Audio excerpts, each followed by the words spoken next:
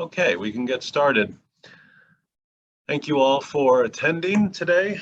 My name is Randall Abate. I am a professor and the Rechnitz and UCI Endowed Chair for Marine and Environmental Law and Policy at Monmouth University. I am an affiliated faculty with the Urban Coast Institute, UCI, and well before I arrived at Monmouth in 2018, the UCI had this series, Marine and Environmental lecture series, and this is our next installment of that long-standing series, and we're very excited to welcome Sarah Levy as our speaker. I first want to introduce the director of the Urban Coast Institute, Tony McDonald, to say a few words of welcome before I introduce Sarah. Great. Thank you very much, Randy, and thank you, Sarah, for joining us today. Really excited to hear about this topic. Randy has understated his importance to this effort.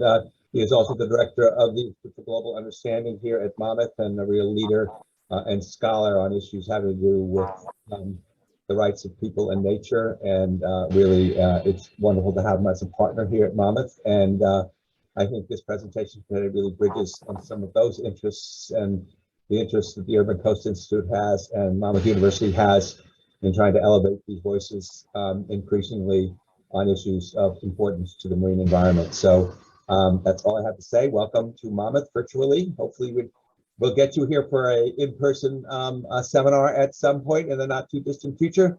But with that, I'll again thank you and turn it back to Randy to run the panel. Thank you very much, Tony, and I encourage all of you who aren't familiar with the Urban Coast Institute to check out the Institute's webpage and blog and all the resources available. It's an ocean and coastal science, policy, and law geeks' dream. There's just a wealth of information and exciting projects going on under UCI's direction. So I want to take this opportunity to introduce our speaker today, Sarah Levy. Sarah is a Ph.D. candidate in the Center for Socio-Legal Studies at Oxford, and I'm able to live vicariously through this amazing opportunity that Sarah has to have this affiliation with the Center for Socio-Legal Studies at Oxford. It just sounds like an amazing opportunity.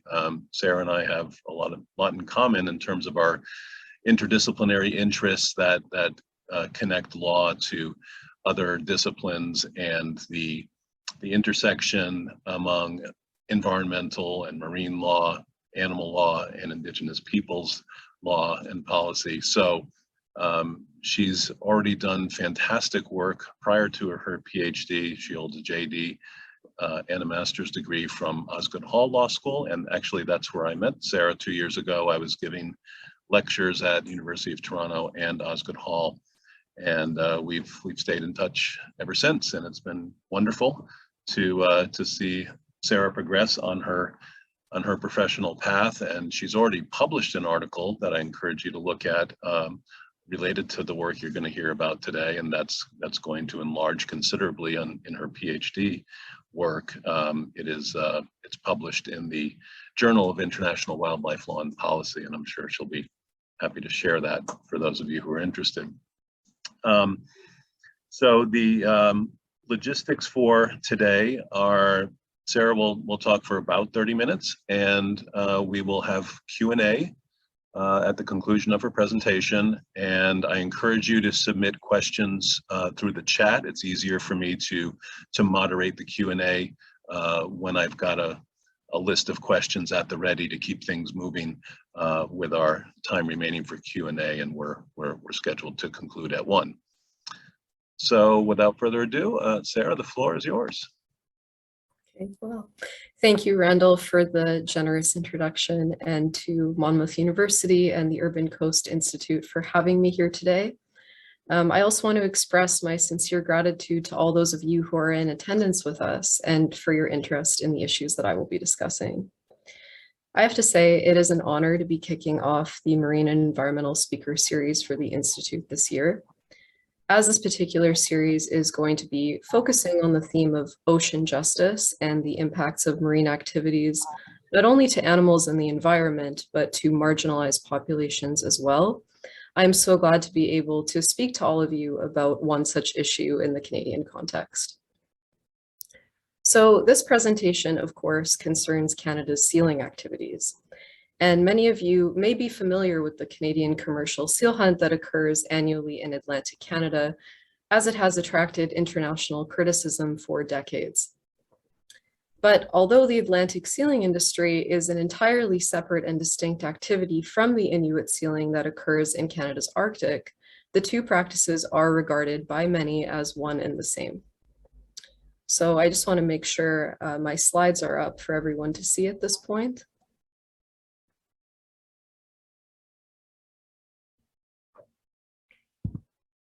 Okay, great. So basically what I'm going to be doing today is comparing the traditional Inuit hunt and the commercial Atlantic seal hunt. And in doing so, I will discuss the implications of the commercial sealing industry for both animal welfare and Inuit livelihoods. So I'm going to begin this presentation by unpacking the distinctions between Inuit and commercial hunting activities, highlighting the differences between the purpose, practices, and regulations that govern these distinct hunts. And I will then go on to explore how the conflation of Inuit and commercial sealing has been a deliberate effort on the part of industry, government, and interest groups at various points in time.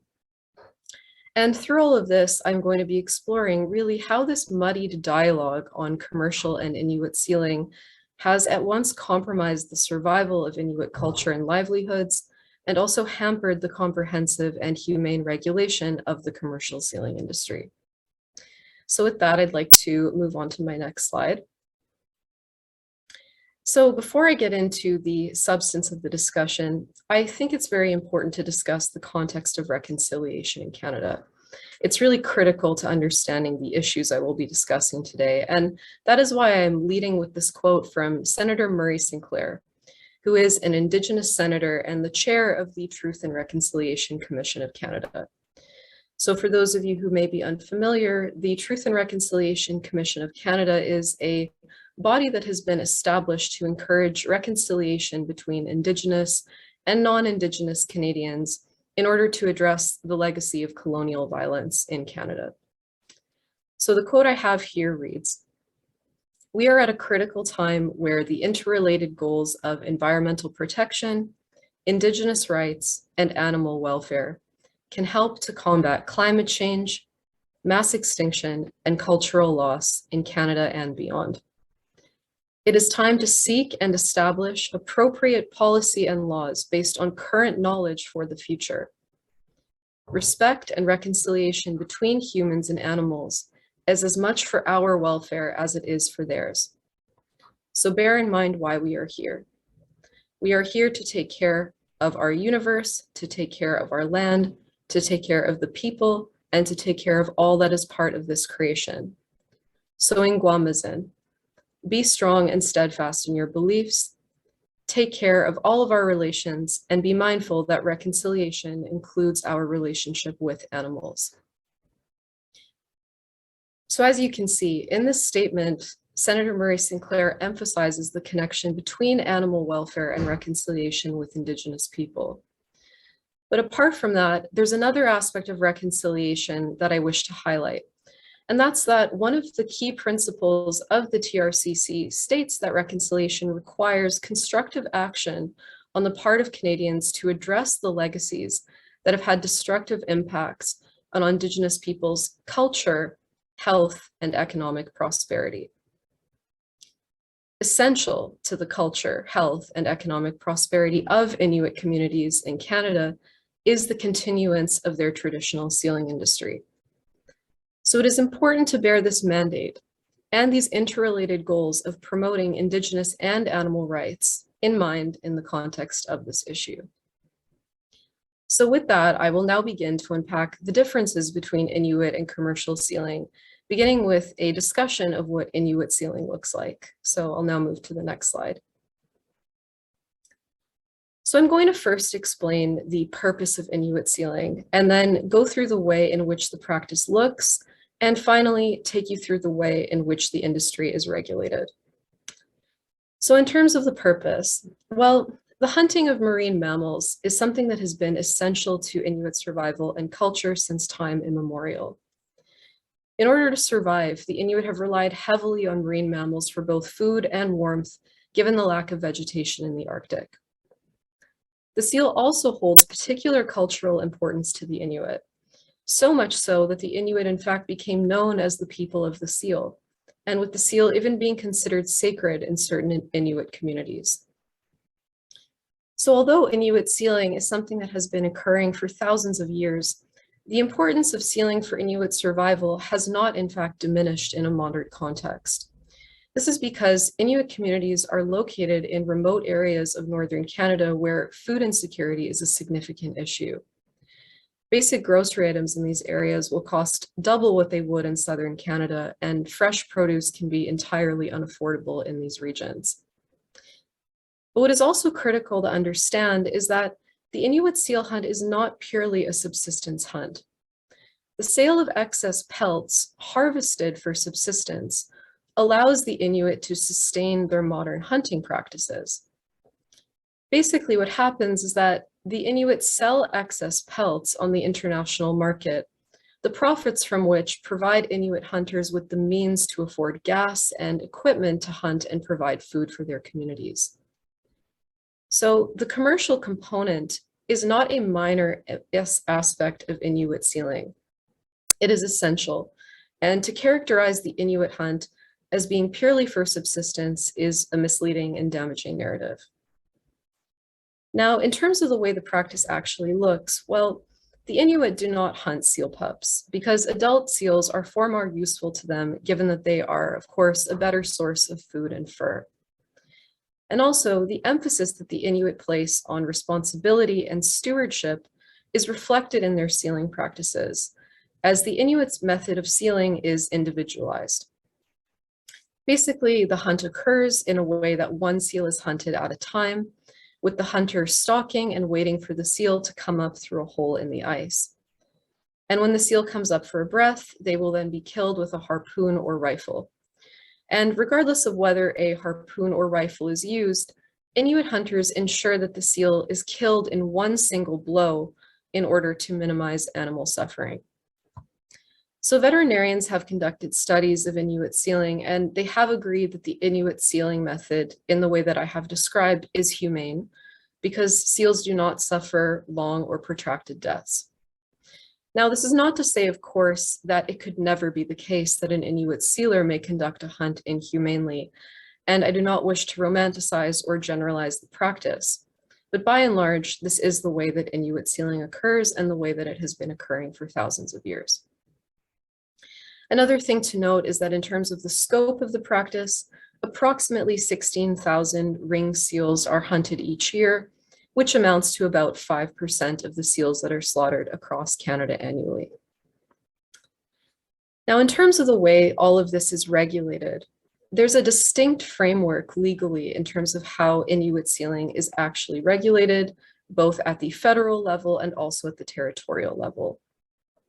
So Inuit sealing is subject to this distinct framework that comes first from Section 35 of the Constitution Act of Canada, because these hunting rights are treated as a distinctly Aboriginal right.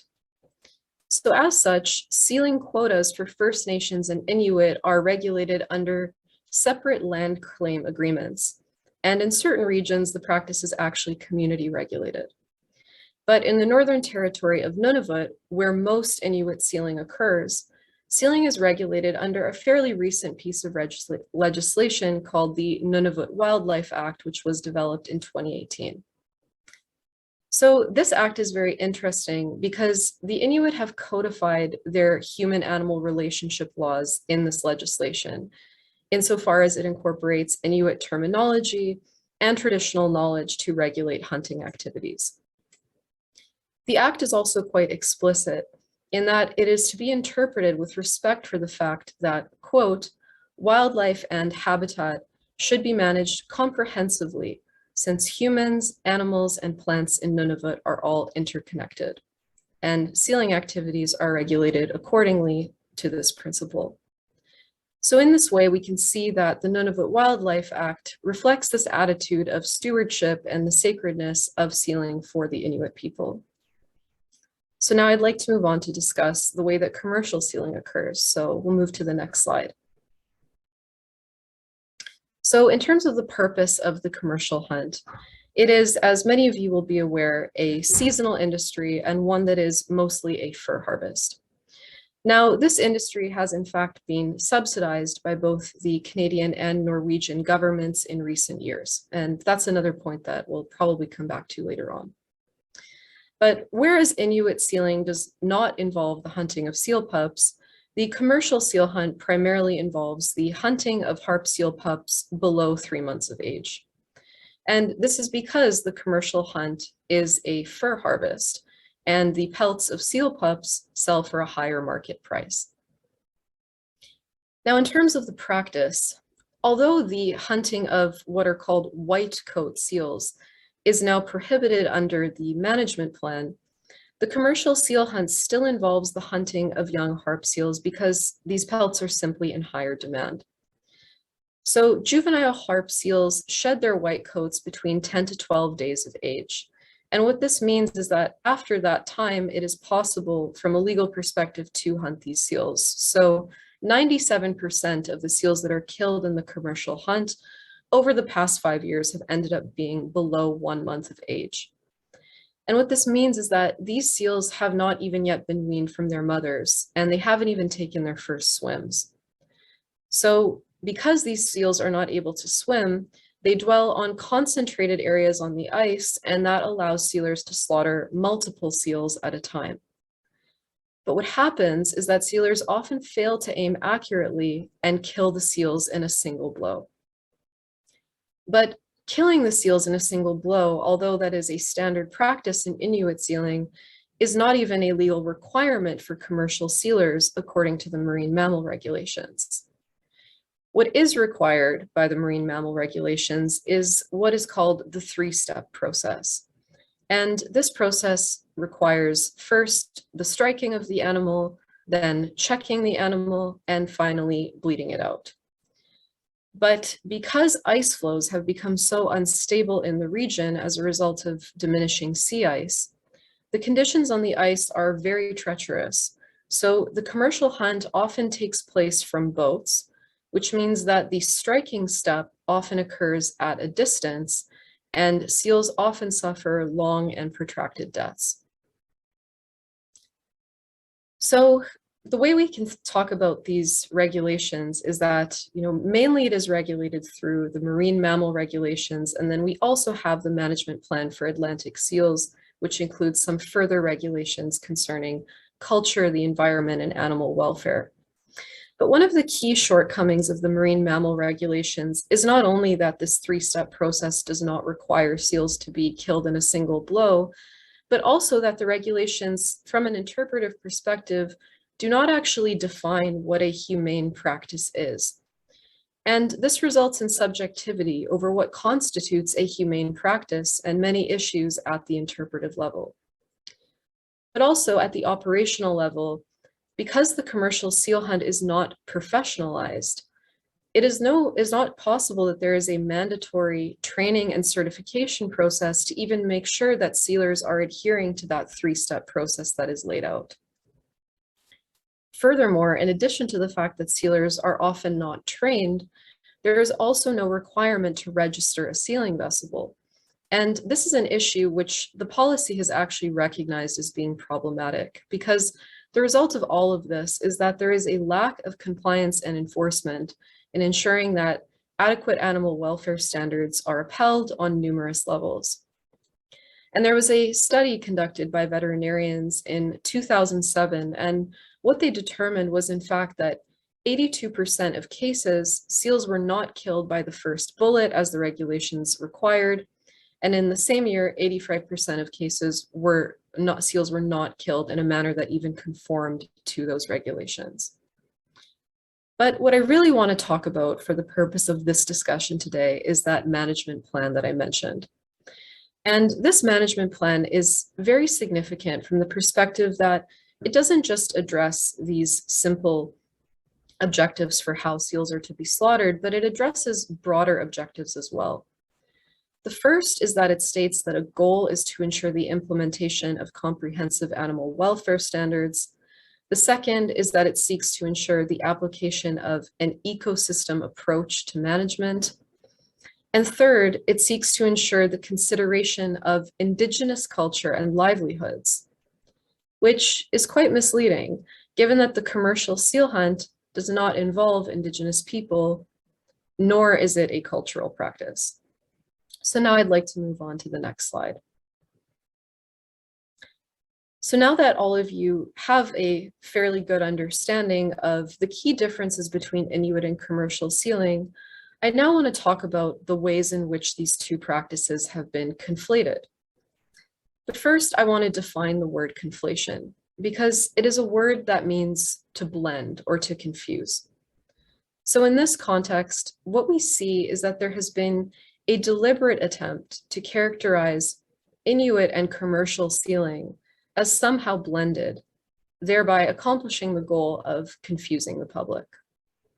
So how did this end up happening? Well, the first actor that I'd like to look at is the government and explore their role in perpetuating this conflation. Well, on the part of government, this conflation has, as you can see by looking at the management plan, been codified in law and policy, and it's also been advanced in political discourse, despite the fact that there are distinct legal frameworks and regulations for each of the sealing activities. The Department of Fisheries and Oceans, in fact, provides support for the Atlantic seal hunt on 3 bases that are relevant solely to the Inuit seal hunt. On their website, it states, first, that seal meat harvested in the commercial hunt is important for food security. Second, that the practice has cultural importance. And third, that First Nations have a constitutionally protected right to hunt seals. So all of this is obviously quite misleading. The Eastern seal hunts do not even employ a significant number of Inuit or First Nations people. They are predominantly executed by settlers. Also, the meat from seals harvested in the commercial hunt is largely discarded. And furthermore, food insecurity is not a pressing issue in Atlantic Canada to the extent that it is in the Arctic. And given that the commercial seal hunt primarily benefits non-Indigenous people, it is questionable that the DFO's third justification for the seal hunt is that Aboriginal people in Canada have a constitutionally protected right to harvest marine mammals, including seals. Because the constitutional hunting rights of First Nations and the Inuit in no way provide legitimacy or sovereignty for the hunting activities of settler sealers. Now, furthermore, the management plan also outlines that the commercial hunt be conducted in congruence with traditional ecological knowledge, or TEK. But as we've discussed, commercial hunting practices do not resemble Inuit ones, and thus cannot be said to meaningfully incorporate TEK. So why is the government doing this? Well, it's a strategic choice, and it is, in fact, not well hidden. And I just want to jump to the next slide for a second. So at a whaling conference in Iceland in 2003, a man named Brian Roberts, who was at the time the senior policy advisor to the Minister of Indian and Northern Affairs, stated that in order to garner support for the commercial seal hunt against animal rights activists, that, quote, it is necessary to mount an equally emotionally powerful counter appeal, and that this counter appeal is based on the survival needs of Aboriginal communities, which depended upon the continuing taking of fur-bearing animals. So this is not really a very well-kept secret, as we can see from this quote. But I'll just go back to the next slide again for a second. So I want to continue by talking not only about the role that the government has played in perpetuating this conflation, but industry and special interest groups as well. So on the part of the Atlantic sealing industry, we see that this conflation has resulted in appropriating the indigenous economic concerns for the purpose of shielding commercial sealing from criticism. But the legitimacy of these claims is very questionable because the sealing on the East Coast comprises, in fact, less than 1% of the Newfoundland economy, and it employs only 1% of the population on a seasonal basis. So this is more something that hunters will go and do for a season in order to earn extra income, whereas it is being shown in many areas that this is their sole source of income, which is quite misleading. And as I mentioned before, the industry is now subsidized by the Canadian government in order to compensate for the fact that the seal hunt now runs at a loss as a result of the European Union bans on sealskin products. And the other actor that is responsible for the conflation of Inuit and commercial sealing are some special interest groups, particularly certain animal and environmental activist groups. But the difference is that this conflation was not deliberate on their parts. It was more so a failure to distinguish between the two. But what it has resulted in is consumers and activists' condemnation of Inuit sealing on the bases that are solely relevant to commercial sealing. Basically, what happened was that because of the inhumane and wasteful practices of the commercial seal hunt being portrayed as an indigenous practice in the 1970s, animal and environmental groups historically opposed both seal hunts, viewing them as one and the same. Particularly, Greenpeace and the International Fund for Animal Welfare did not explicitly condemn Inuit sealing, but they failed to draw a clear distinction between commercial and Inuit hunting. And that resulted in them taking a stance that just stood opposed to all Canadian sealing without regard for the nuance. But today that has changed because some special interest groups, such as the Sea Shepherd Conservation Society and PETA, have actively worked to dispel myths surrounding Inuit sealing and have actually actively lobbied further for them to have more robust exemptions for Inuit seal products within international trade bans. There's the International Fund for Animal Welfare, on the other hand, still does fail to recognize the importance of the commercial component of the Inuit seal hunt. And this contributes to the damaging narrative that the Inuit hunt exists purely for subsistence. And what that in turn means is that consumers do not recognize that humanely harvested sealskin products are sold on the commercial market. So now I'd like to move to the next slide.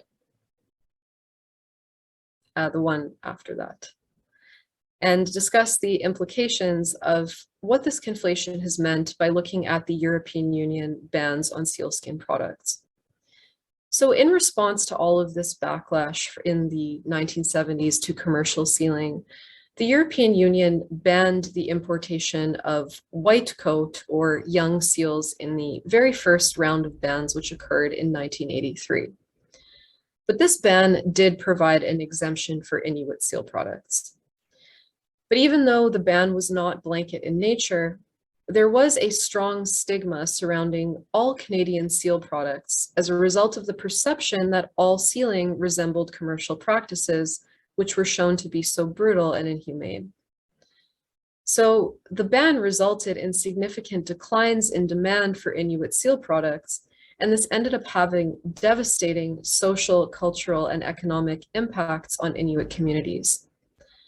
And this resulted in the loss of livelihood and, in fact, numerous suicides among community members once this ban came into effect. So in this way, the Inuit suffered socially as well as economically from the collapse of their seal market, despite the fact that this ban did not actually occur in response to their practices. Now, looking ahead to 2009, there was another ban that was passed through the EU Parliament, which was an outright ban of all Canadian sealskin products. So not just those from white coat seals, but any seal harvested in the commercial slaughter. And the Canadian government went to great lengths to oppose this ban. However, the World Trade Organization upheld the ban on the basis that the EU was within its right to oppose a practice that it deemed to be inhumane. There is an inclusion of a requirement for obtaining an exemption, but the exemption is actually very difficult to obtain. Provinces have to submit an application to become a recognized body under the Indigenous Communities exemption of the EU seal regime in order for Inuit products to be sold on the EU market. And the effect of this ban, again, even though there was this exemption and there was a policy in place for how to obtain it, was that it actually re-devastated the Inuit seal market, which had just begun to recover. So in terms of the Inuit response to all of this, it's certainly not uniform. And despite the ramifications of commercial sealing, some Inuit support the commercial hunt because of how anti-sealing campaigns have adversely affected Inuit hunters. But at the same time, other Inuit believe that the industry constitutes a wrongful appropriation of their sacred practice, and they are seeking to reclaim the practice as their uniquely protected right. So now I'd just like to move on to the next slide. So I have two quotes here that sort of highlight the disparate views from Inuit community members regarding commercial sealing. So I'll begin first with the quote that I have here from Arnatuk M. Tarkirk, who is an Inuit hunter.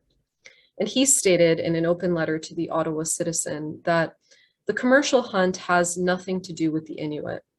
If the hunt were stopped, we would benefit most. There would be more seals left for us to eat, and also people would not have such an aversion to sealskin products.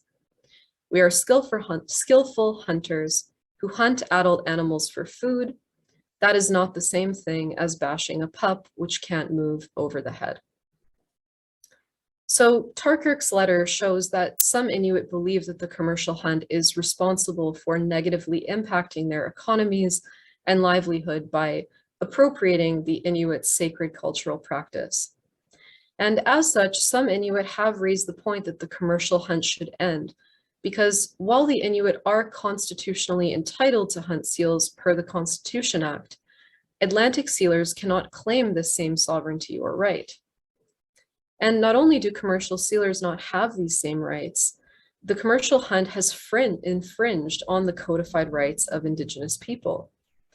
Because the backlash to the commercial industry has so significantly diminished their ability to participate in the modern economy and thereby carry out their traditional sealing practices. But on the other hand, we have the opposite view, and this one was advanced by James Italuk, who's the vice president of Nunavut Tungavik Incorporated. And he stated that, for the record, Nunavut Tungavik Inc. continues to strongly oppose the European Union ban on Canadian sealskins. Canada's seal harvest is humane and sustainable. The European Union's ban is based on misinformation and misguided public opinion, not any conservation concerns. Now, this view is the one that has notably been advanced by Tanya Tagaq, who is a famous Canadian Inuit throat singer, as well as by the Inuit filmmakers of a film called Angry Inuk. And they created a documentary about the effects of the collapse of the seal market, but took the view that it was more the fault of anti-sealing activists rather than government conflation for the collapse of their market. And essentially, this view takes the opinion that given the stigma surrounding the commercial hunt and how it has adversely affected Inuit sealing, they would rather lend their support to commercial sealing in hopes of diminishing resistance to the practice in general. But some would say that this is a rather perverse situation of supporting something that the Inuit in fact oppose to secure a right that they deserve. So now I'd just like to move to the next slide. And this slide just provides a bit of a summary of everything I've discussed so far in order to just have a comprehensive and quick overview of the differences between the two sealing practices in terms of their participants, their purpose, the way the practice looks, their scope, and also the economic and trade implications. So I won't go through all of that again, but I just thought it would be useful to have that at a glance reference there if it's something that anybody wishes to go back to at some point. And now we'll move on to the next slide and discuss some proposals for reform, because the question that we're all wondering now is, how do we fix this? Well, reforming the regulations and management plan would offer an opportunity to mitigate the impact of commercial sealing on the harp seal, their ecosystem, and the Inuit. And the management plan that we already have, as mentioned, does account for this in terms of the fact that it makes reference to the importance of implementing animal welfare standards, applying an ecosystem approach to management, and considering Indigenous culture and livelihoods. But as of right now, only lip service is paid to these goals. So here I've put a few suggestions for how the commercial hunt could be reformed on each of these bases. So in terms of animal welfare, what we would need to see is that there would need to be a more stringent implementation of veterinary recommendations, and that the hunt would be conducted with an aim to incorporate traditional ecological knowledge. And of course, we would also need to have a comprehensive compliance and enforcement mechanism to ensure that this actually happened. Then in terms of sustainability and taking an ecosystem approach, it would certainly be recommended to limit the total allowable catch, because the total allowable catch each year is not one that is actually taking consideration of a precautionary approach to ecosystem management. Right now, harp seals are not currently endangered, but given that their habitat is diminishing due to climate change, it is in fact possible that if they continue to be hunted at this rate, that they would actually be hunted to the point of being at risk or endangered. Now, also, it is the case that we would need to have, oh, sorry, I just lost my slide there. There would also, of course, need to be an increased monitoring and compliance and enforcement mechanism for ensuring the goals of sustainability and the ecosystem approach as well. And then achieving this last goal of supporting Inuit livelihoods and ensuring that culturally sound information is conveyed with regard to the hunt is probably the most difficult one to achieve, in terms of the fact that this narrative that commercial and Inuit sealing are so significantly intertwined is one that is already believed to such a degree by the public. So now I'll move on to the final slide and just ask the question of whether these regulatory solutions I've proposed would in fact be enough. Because although these recommendations may serve to mitigate some of the harms suffered by the harp seal, the affected ecosystem, and Inuit people, the only way to really protect the seal, safeguard the environment, and respect, bolster, and ally with Inuit culture, livelihoods, and communities is, in my opinion, for the DFO to put an end to the current commercial seal hunt. And while the current trends seem to suggest that the commercial seal hunt's days are numbered, so long as the Canadian government and the governments of even other jurisdictions continue to prop up this industry, the harp seal species, the Atlantic marine ecosystem, and Inuit communities will continue to suffer. So that concludes my remarks for today, and now we'll move on to the next slide and invite questions.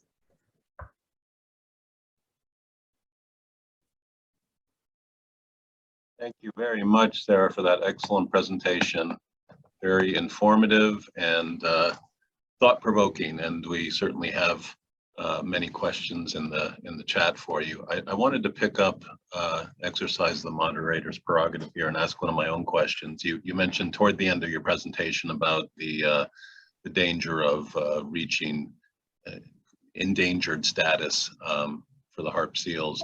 Is there a law in Canada that's comparable to the U.S. Endangered Species Act to regulate that, slip toward that level? Certainly Canada does have the Federal Species at Risk Act, and then there are provincial, most provinces have a provincial mechanism.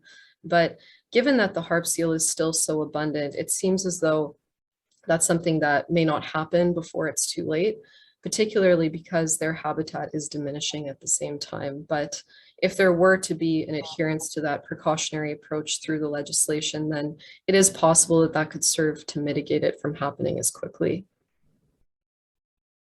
And on that, following up on the reference to habitat, does the Canadian protection law protect habitat as well as the species themselves?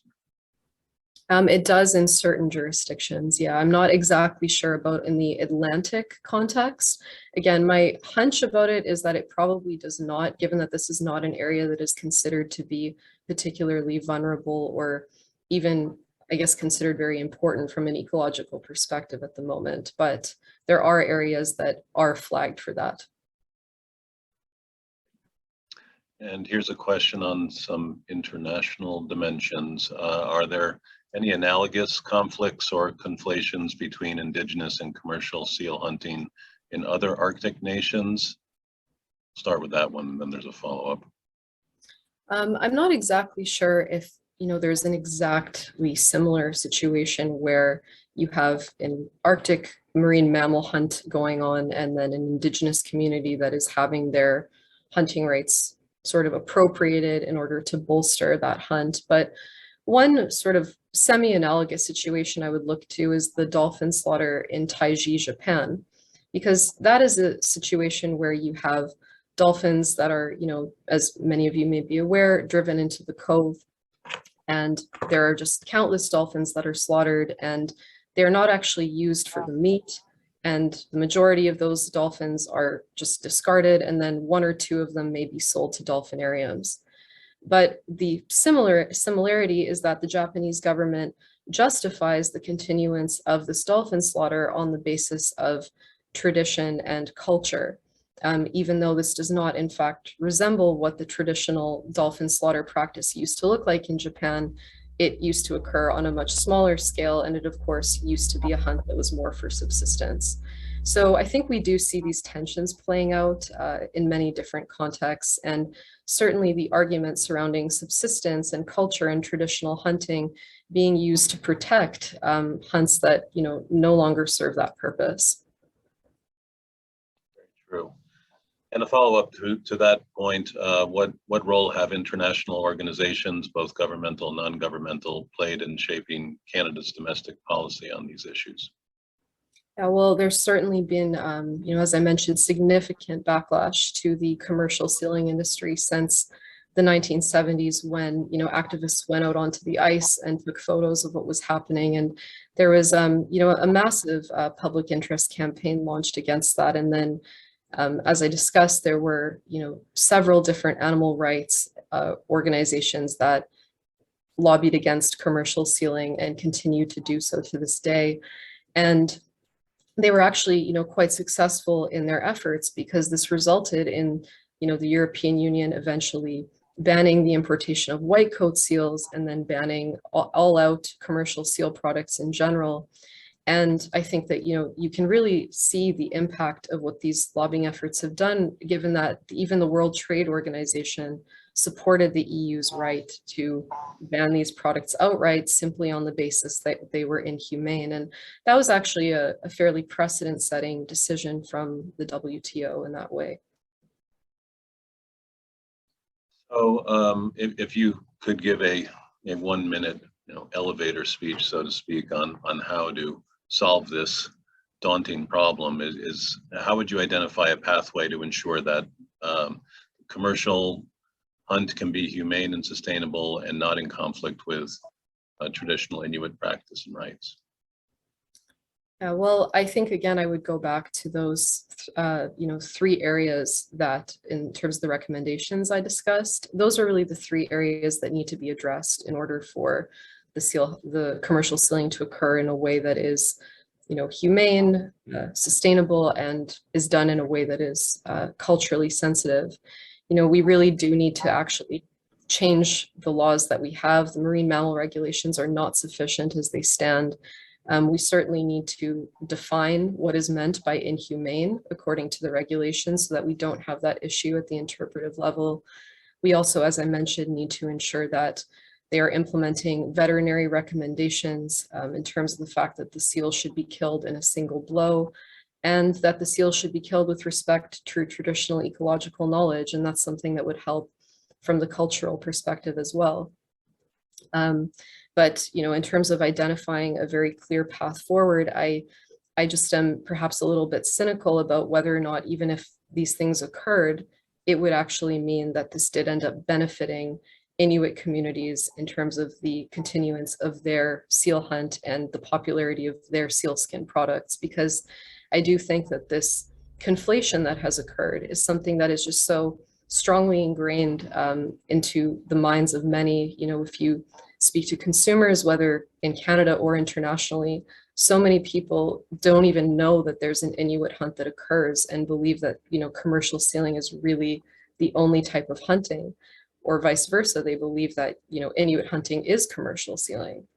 So I think that, there would have to be a really significant, public awareness campaign to accompany any legal or regulatory changes that occurred. And I am just, not so optimistic about the success that it would have. And given that, the Canadian commercial seal hunt is really not a very profitable industry anymore. As I mentioned, it's subsidized by the Canadian government and also by the Norwegian government. It just does seem to be something that is, a dying industry. And what has been, in fact, suggested is that there be, some kind of buyouts for sealers. And that's what happened when Canada ended its whale slaughter as well. So it is very much possible from an economic perspective to end commercial sealing and not have it occur any longer. Yeah, surprisingly, the economic side seems more achievable than the political and cultural side of this issue. So do you have any reservations about the feasibility of one of your three approaches, assuming they are in a perfect world, this is what needs to happen? Which do you have the most concerns about actually being achieved? Well, I'd say, I have certain concerns about all aspects of them. I think that, changing the regulations and the laws themselves is probably the easiest thing to do in terms of incorporating all of those different things that I mentioned. But the enforcement perspective is what would be most difficult there, particularly because with Eastern sealing, it's a bit of a fox guarding the henhouse situation, because the enforcement officers that are out there are often sealers themselves, or they are friends with sealers. And so they wouldn't necessarily be so inclined to actually make sure that all of those steps were being followed, or that the hunt was being conducted with respect to TEK. In terms of sustainability, again, I do think that it's very easy to put regulations in place, but whether or not they would actually be enforced is a whole other issue. Even now we see so many seals being struck and lost, and those seals account for, almost 50,000 in a typical sealing year, and that's not even included in the numbers. So if those things are already not being accounted for, it's, I think, just difficult to say that they would be in the future. But certainly, I think the hardest one to tackle is, again, rewriting this narrative surrounding making a distinction between Inuit and commercial sealing. That definitely does seem to be the most difficult task in terms of changing public opinion. Thank you for that. That's there was something I wanted to follow up on there, but I just received a question in the chat. It's a bit long, but I think it's going to be helpful here. So hear me out. Do you think that there is any emerging precedent in Canadian law to recognize important cultural relationships between Indigenous communities and a particular species that could advance the distinction between Inuit hunting and commercial sealing? And an example is provided.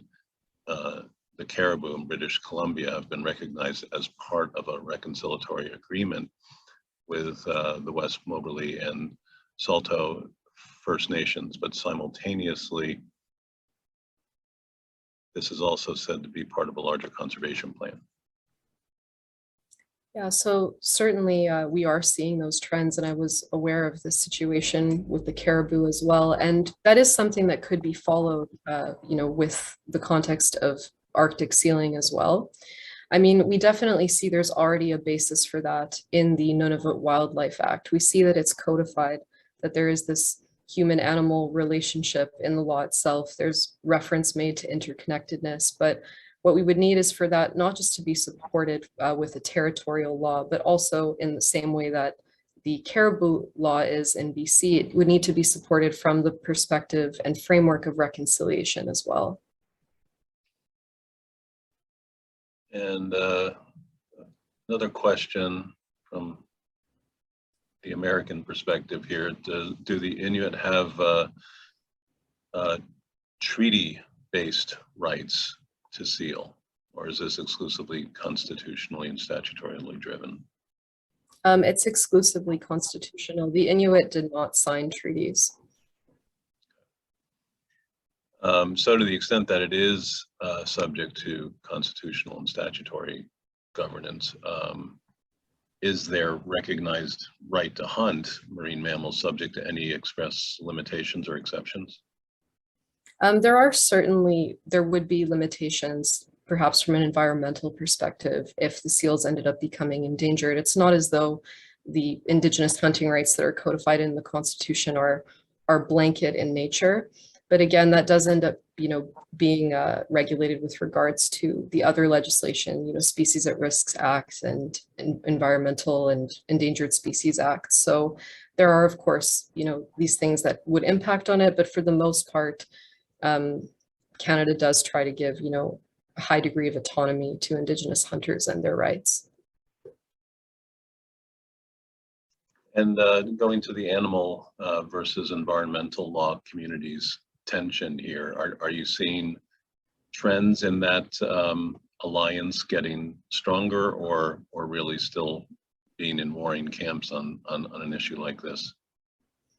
Do you mean with regard to this particular issue or in general? Both, really. Well, I think that with regard to this particular issue, it's not so much that there's a tension. I just think that, this is not really an issue in the environmental community because seals are not considered to be at risk. I think that this is very much an issue that is, close to the hearts of those in the animal rights community. And so it's not as though you see a lot of tension or backlash from the environmental community on this. I think it's just more that this is not where their battle is because there isn't a significant ecological concern at this moment. It's, as I mentioned, would be something that is purely precautionary at this point. But, in general, I do think that, the animal and environment communities, whether in the academic way or in terms of activism, they certainly do tend to stay in their own silos. And it is remarkable to me always, when you encounter environmental groups, their reluctance at times towards vegetarianism and veganism and those types of things. So I think there is still a lot of work to be done there, and certainly there could be more integration. Yeah, that's a very good point. I was going to follow up on one of those points you made, and now it's slipped my mind.